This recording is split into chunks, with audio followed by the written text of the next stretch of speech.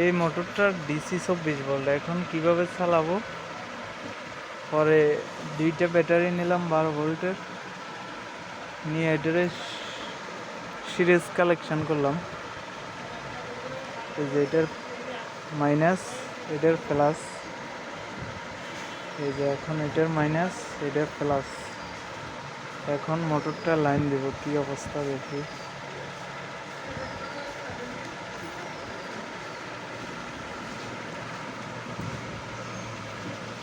যে আমাদের মোটরটার লাইন দিলাম, মোটরটা চলতেছে, মোটরটা ঘুরতেছে।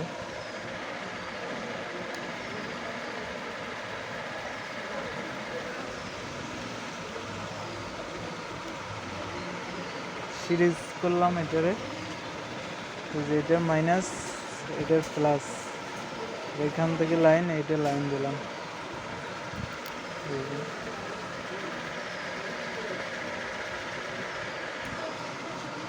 প্যারালাল করলে এটা অবশ্যই, প্যারালাল যদি করতাম তাহলে 12 ভোল্ট 12 ভোল্টে থাকবো। সিরিজ করার কারণে 24 ভোল্ট হচ্ছে।